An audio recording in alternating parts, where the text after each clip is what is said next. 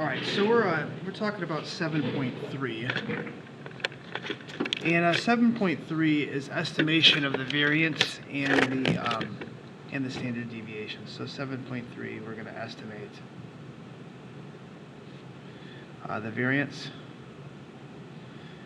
and standard deviation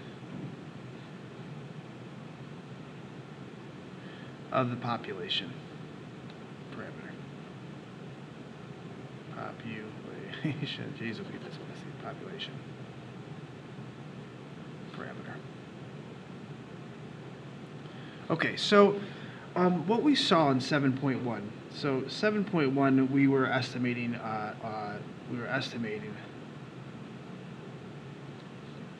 P. So the way we estimated P is we know that that P was going to be between these values, is P minus E less than P hat plus E. So what we did is we took our test statistic, which is our sample statistic, and added and subtracted our error. And our error came from E was our critical value, so Z alpha over 2 times the square root of P hat times Q hat all over N. So really what this represents is your critical value. And this radical expression is the standard deviation of a proportion. So how this was done is we know that that this came from a Z distribution. So this was a Z distribution. So we used a Z-score, and a Z distribution is that bell-shaped curve that looks like this. And you know, in between these two values is your confidence level. So this would be your confidence level. Say the confidence level might be 90%.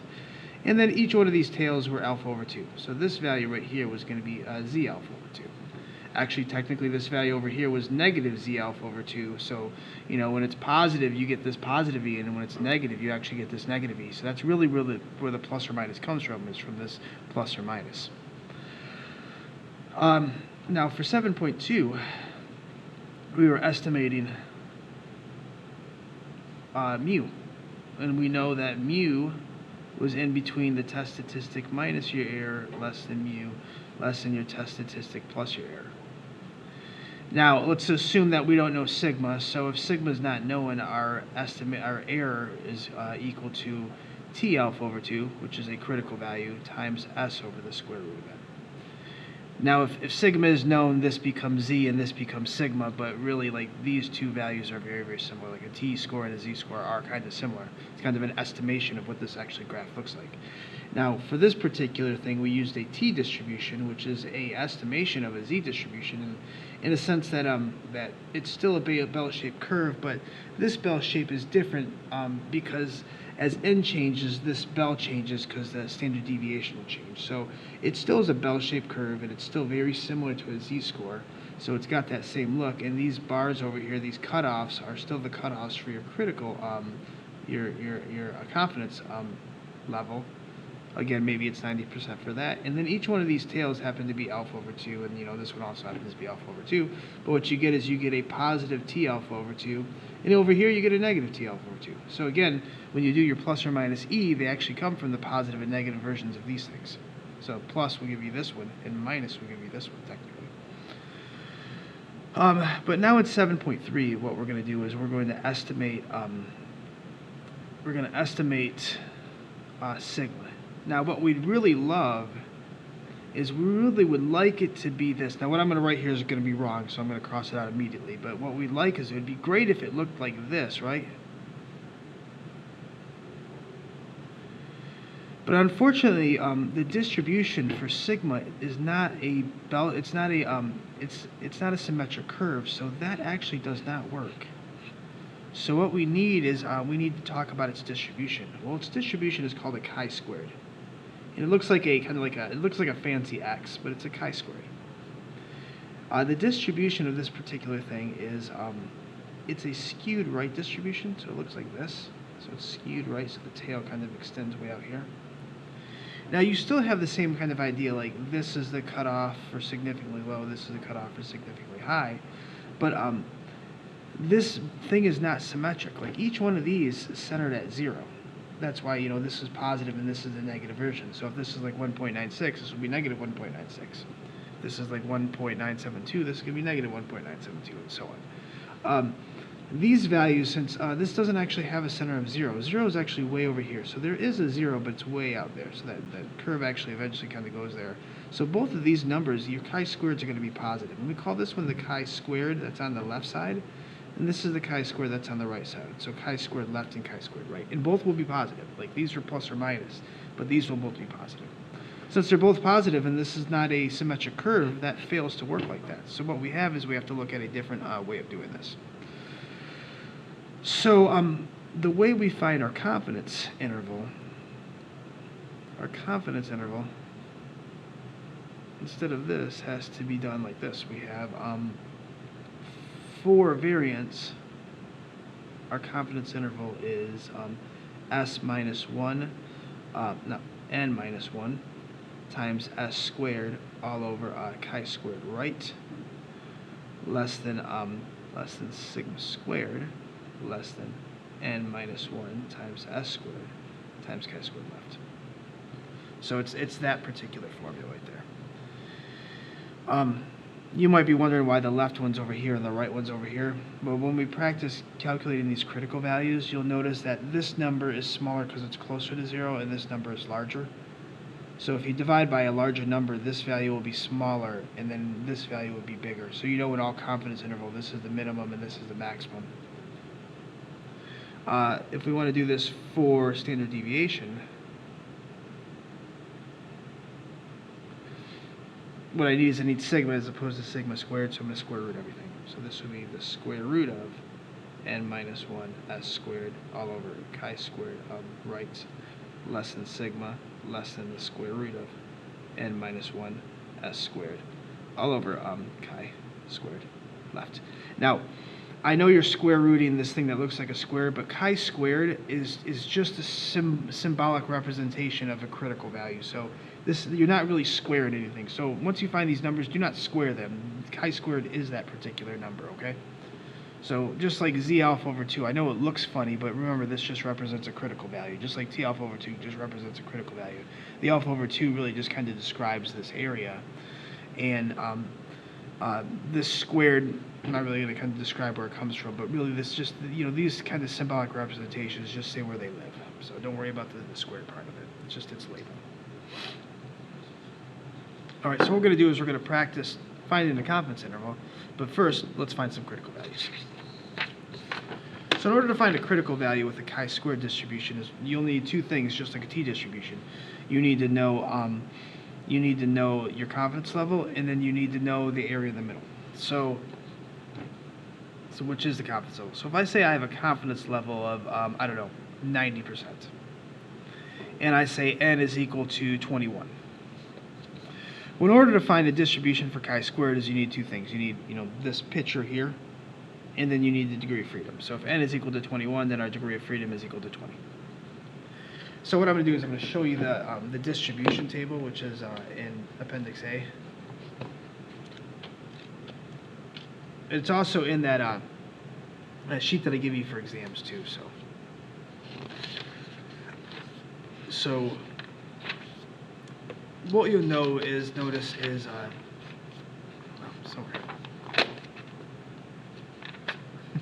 we were only working with the first three. So a z distribution, which is z-scores, a t-distribution, which is your t-scores, and over here on page 687 is your chi-squared distributions. Now, what you'll notice is, you have 5 over here and 5 over here. It's like a line that kind of runs down the middle of these. All these values over here are your chi-squared lefts, and all over these values over here are your chi-squared rights. So the way you find them is if you look at the top of the value, on the top of the table, it says, this is area to the right of the critical value. Now, all these things are kind of calculated, differently, but if you read the table, you kind of understand. Like, if you look at a z-score, it looks at area to the left. You can tell by its cumulative area to the left.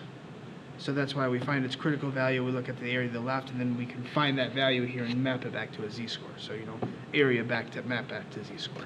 So inside out. Now, a t-distribution kind of works differently than that, right? They give you you look at an area and a tail, but you just look at an area in any one of the tails. So either this tail or this tail, they represent, the same area. So what they usually look for is they want the positive t-score in this particular situation. Maybe in the next chapter, they're going to care about its sign eventually. We'll get there. But right now, we only care about the positive one.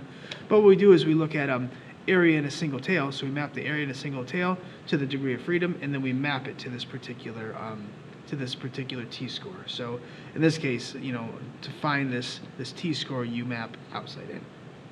And honestly, the same thing here. You're going to map outside in. So this table acts a lot like a t-score table. But what you need is you need cumulative area to the right of the critical value. So I'm going to draw some pictures and kind of show you what I mean by that. Okay, so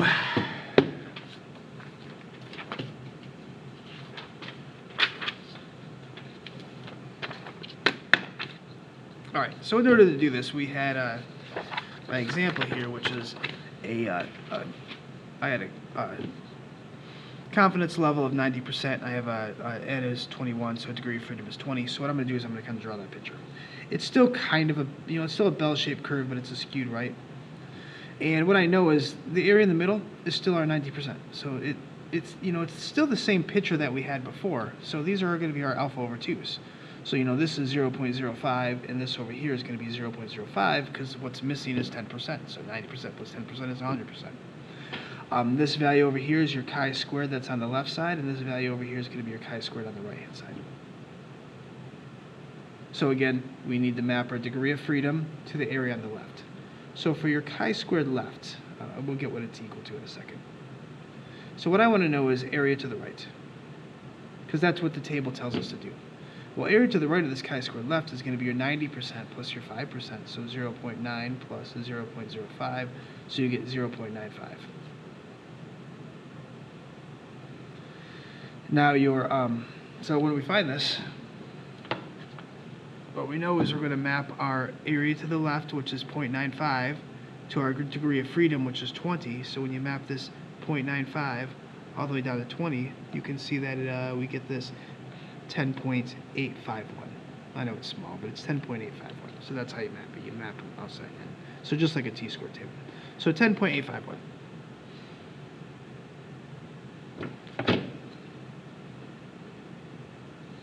Now for a chi-squared right, our area to the right, again, area to the right because that's what the table tells us to do. So if you look at the chi-squared right, the area to the right is just this area right here. So it's just that 5%, 0.05. And what you'll notice is it has that same PQ relationship because the sum of the areas is equal to 1. So if you see this number plus this number is going to be equal to 1. So as soon as you know this number, you kind of immediately know this number. Just because as soon as you know P, you immediately know Q. Kind of that same relationship. So chi squared right is going to be equal to, you can see, like I said, you have your 95%, which is your chi squared left, and then you have your 5%, which is your chi squared right. So then you just go down to 20 on your 5%, and what I get is I get 31.410. So that's how you find critical values.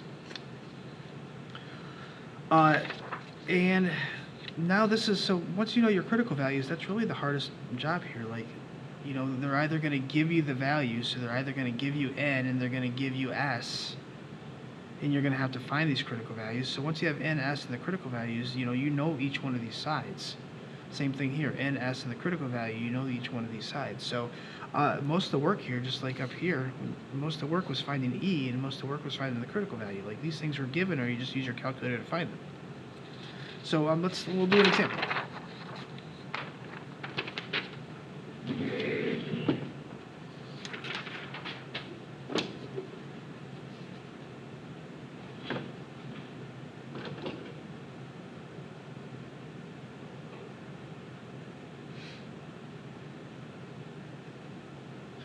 So let me do. I'll do 11, and then I'll do one that has numbers and one without. Okay. All right. So in number 11, it says a clinical trial was conducted to. I know it's small. I'll zoom in so you guys can see it. So number 11 says a clinical trial was conducted to test the effectiveness of a drug. Zipiclone? I don't know. For testing insomnia in older patients. So after the treatment of this drug, 16 of had a mean wait time of 98.9 minutes and a standard deviation of 42.3 minutes. So this is all where that comes from. Assume that 16 sample values appear to be to form a normal distribution population, and construct a 98% confidence interval estimate of the standard deviation of wait times per population of this drug treatment. Does the result indicate whether the drug is effective?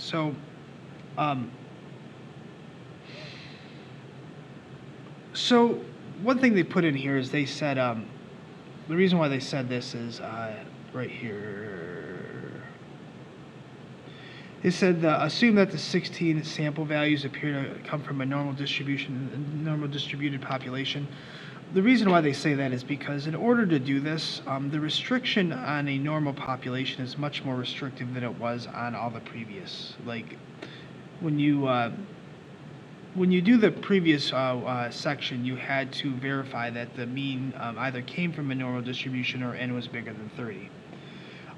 The reason why n has to be bigger than 30 is because even if it doesn't come from a normal distribution, you can normalize it the way we did in section 6.4.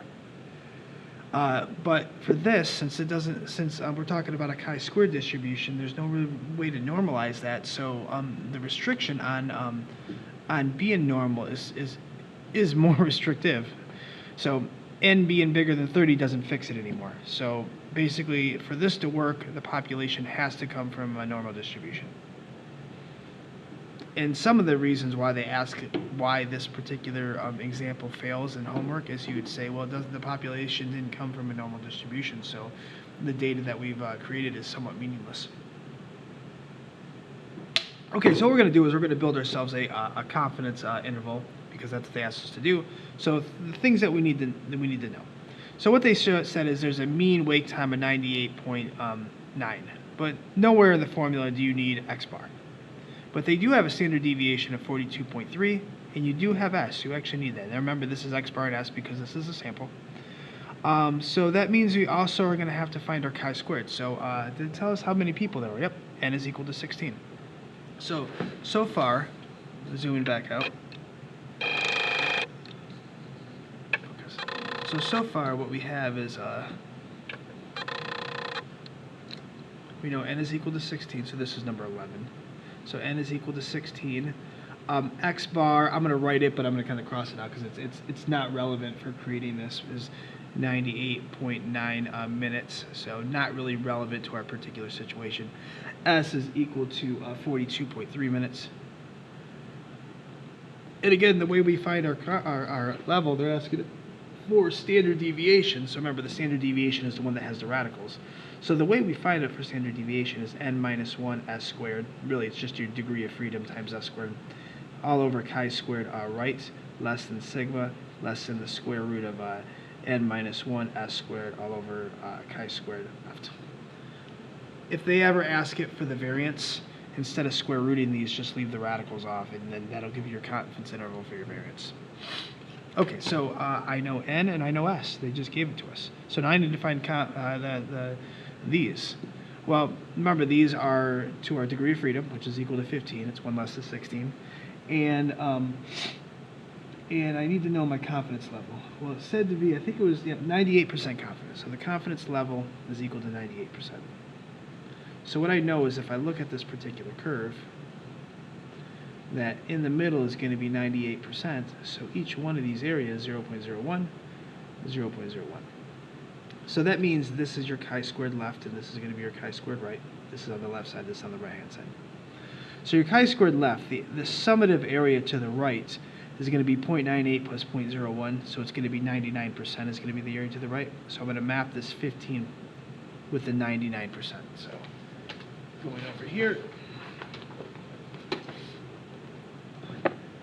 So 99 is right here, and I got to go down to, remember it's 15, it's 1 less than 16, so mapping this down to 15, I get a chi-squared left of 5.229, so chi-squared left is 5.229, and what's nice is, remember, if this is 99, then the chi-squared right is going to be 0.01, because that's going to be the area to the right, and mapping it down to the exact same 15, we have 30.578.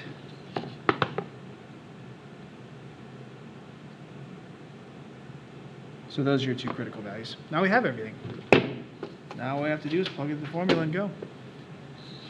So that means our confidence interval is going to be equal to this equation, square root of n minus 1. Remember, this is n minus 1, so you can really just put 15 there instead, because it's 16 minus 1. So you could just write 15 if you want, times s squared, which is going to be 42.3 squared. All over, remember, it's chi-squared. Right goes on this side, because this one needs to be the minimum, so you have to divide by the bigger number, less than the square root of 16 minus 1 times 42.3 squared, all over this number, which is 5.229. I'm just going to plug them in just like they said. So, again, if you want to get the variance, just don't hit that first. Just leave off the radical. So 16 minus 1, or you could just write 15 if you want, times 42.3 squared divided by 30.578. Hit enter. So the first one is this. Now, this 42.3 was, remember this thing was already rounded 1 decimal beyond the data that was already given. So that means I'm going to continue with their rounding technique. So I'm going to go to this 6. So 29.6. So 29.6 minutes, less than sigma, less than, and actually we already have this. So a trick here is to hit second enter, and it puts everything back in, and I just have to change this number here. So I'm going to put it 5.229 and then hit enter. So then I'm going to get 71.6. So that's how you find that. They do ask, does this confidence interval give us any information about the effectiveness? Does this result indicate whether the treatment is effective? Well, if you're going to determine effectiveness, you really need to, I think it might be better to look at the mean of wait times as approached as well. I'd probably, to be honest, if I want to look at effectiveness, I'd have to look at both the mean and the variance, or the mean and the standard deviation, to be able to determine if a drug is effective. So what I want their wait time to do is I want their wait time to go down, which means that's going to be their mean. And I don't want just the wait time to go down. I'd also like the standard deviation to shrink as well, because I don't want a really large standard deviation. That means I have a lot of spread here. It means I don't have a lot of consistency. So I'd like the mean to both go down and that spread to also shrink. So this doesn't tell me any information about effectiveness. It does say that it does. I don't know if this is a large spread or not. I'm not even really sure what the standard deviation of the normal population is as well. So I don't have enough information to get that. Let's do another one. So what if we have some values? So something like speed dating. So in a study of speed dating conducted by Columbia University, so we're going to do number 13.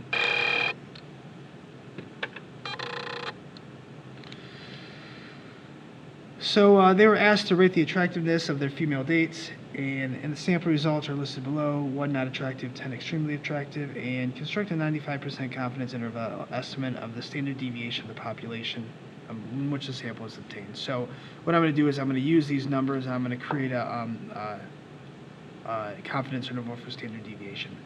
So remember what things that I need is I need both n. N is 1, 2, 3, 4, 5, 6, 7, 8, 9, 10, 11, 12. So I know n is 12, but I also need to know the standard deviation. So I don't want to calculate it by hand because we are all done doing that because we're beyond chapter 3. So the rest of the class we're going to use technology to calculate most of this. So the way I'm going to do it is I'm going to go to Stats, Edit, and I'm going to type those numbers in. So I got 7, 8, 2, 10, 6, 5, 7, 8, 8, 9, 5, 9. And then I'm going to hit enter. So statistics, calculate one variable stats, and what this is going to do is it's going to give me all the data I need. So right here, remember, it gives you S, and it even gives you N. So I already knew that N was. Did I calculate? I wonder if I counted to 12. Let me make sure. 1, 2, 3, 4, 5, 6, 7, 8, 9, 10, 11, 12. Okay, so it's 12. And I'm going to go back. I'm just going to go back and double check my numbers too. So 7, 8, 2, 10, 6, 5, 7, 8, 0.8959. Because if you don't go back and double check, I don't know if you're, where your S and everything came from. Do you not know what you're doing, or did you just type something wrong? So double check when you put these things in, because I will not be able to determine that. So this is S and this is N. So that's all we need. Well, that and our critical values.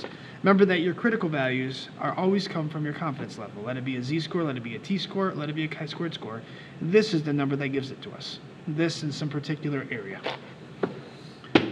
So for number 13, what I know now is that N is equal to 12 and S is equal to, I'm going to go out a little bit, 2.21565.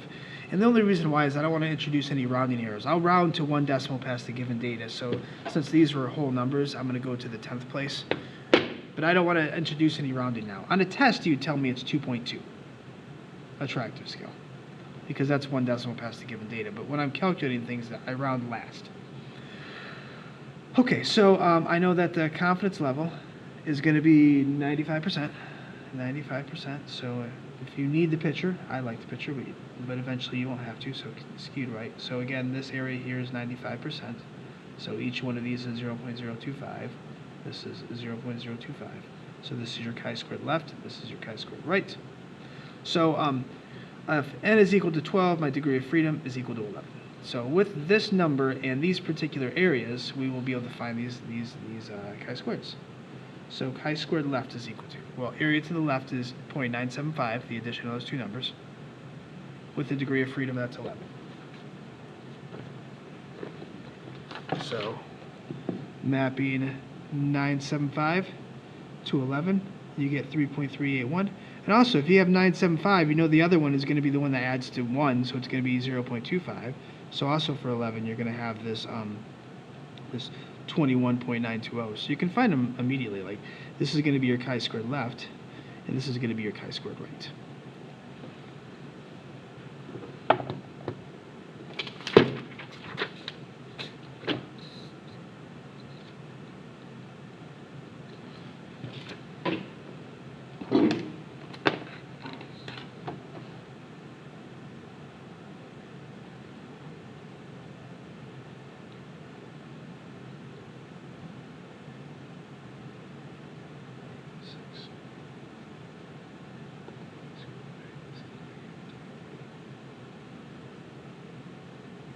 Okay, so with those, we're basically done. We just have to plug them in and let our calculator do the work. So the confidence interval is going to be the square root of n minus 1 times s squared all over this one, 21.920, less than sigma, less than, and again, just plugging all the values that we have in here. If you want the variance, which has a squared here, just leave off the radicals. So this is 12 minus 1 times 2.215655 squared all over 21.920.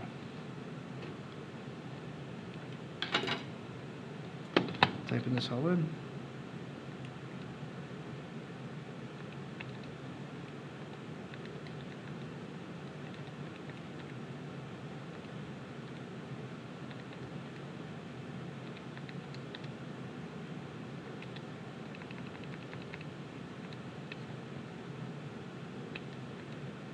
Oops.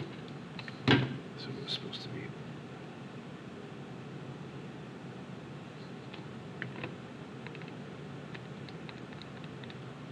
So these are our two numbers. Now, 1 decimal past the given data. Remember, everything was in integers, so we're going to go to the 10th place. So this is going to be 1.5 minutes, less than sigma, less than 3.8 minutes. So there's your confidence interval for standard deviation.